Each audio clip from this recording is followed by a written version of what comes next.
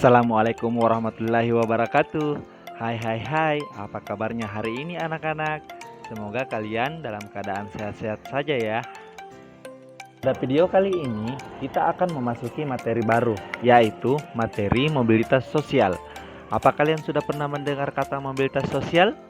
Jika iya, apakah Anda atau keluarga Anda pernah mengalami mobilitas sosial? Untuk membantu anak-anak sekalian memahami pengertian mobilitas sosial, coba simak satu contoh kasus mobilitas sosial berikut ini. Kesuksesan Labaco.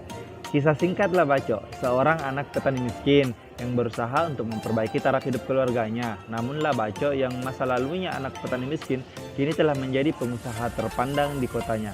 Keberhasilan Labaco ini tidak lepas dari usahanya yang begitu gigih agar dia menggapai cita-citanya. Nah, dari kisah Labaco ini, maka muncul pertanyaan, apa sih mobilitas sosial? Mengapa terjadi mobilitas sosial? Apa saja yang tergolong mobilitas sosial? Dan apa dampak yang akan terjadi jika kita mengalami mobilitas sosial? Pertanyaan-pertanyaan ini akan kita bahas di video kali ini. Yuk, kita simak. Kita masuk ke pembahasan yang pertama, yaitu pengertian mobilitas sosial. Mobilitas sosial adalah perpindahan posisi seseorang atau sekelompok orang dari lapisan yang satu ke lapisan yang lain.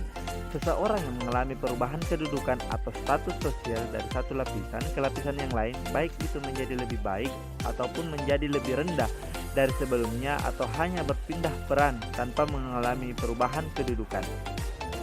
Jadi, mobilitas sosial itu dapat berupa pergerakan sosial ke atas dan dapat pula berupa pergerakan sosial ke bawah.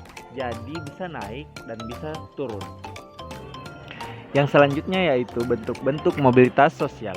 Berdasarkan bentuknya, mobilitas sosial dibedakan atas mobilitas sosial vertikal dan mobilitas sosial horizontal.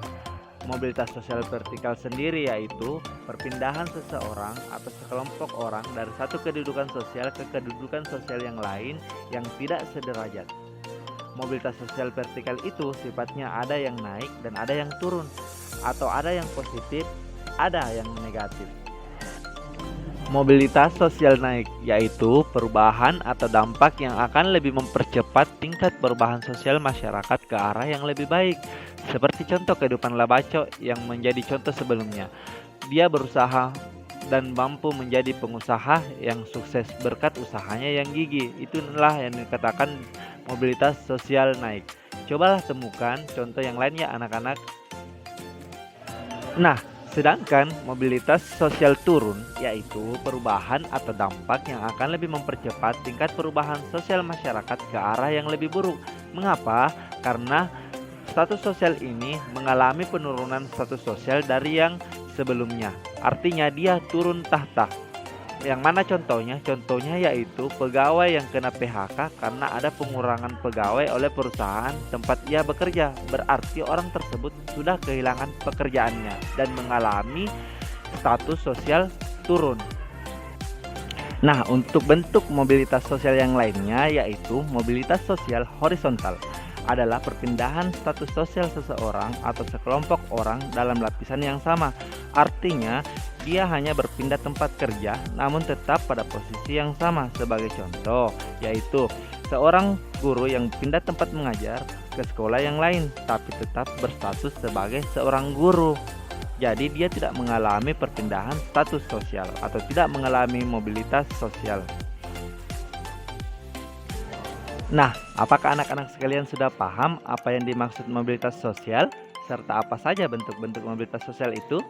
Jika iya, Bapak akan memberikan tugas agar anak-anak sekalian lebih paham tentang mobilitas sosial. Ayo buka bukunya dan kerjakan tugasnya ya. Jangan malas-malas, ini dia tugas untuk anak-anak kerjakan. Yang pertama, jelaskan perbedaan mobilitas sosial vertikal dan horizontal. Yang kedua, tuliskan masing-masing dua contoh mobilitas vertikal naik, vertikal turun, dan mobilitas horizontal. Yang ketiga, bagaimana sikap kita saat mengalami mobilitas vertikal naik. Anak-anakku, silahkan kerjakan di buku tugasnya masing-masing, kemudian difoto dan kirimkan ke Bapak ya, untuk Bapak nih berikan penilaian. Oke?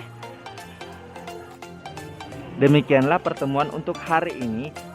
Semoga ada manfaatnya dan sampai ketemu di pertemuan selanjutnya. Assalamualaikum warahmatullahi wabarakatuh.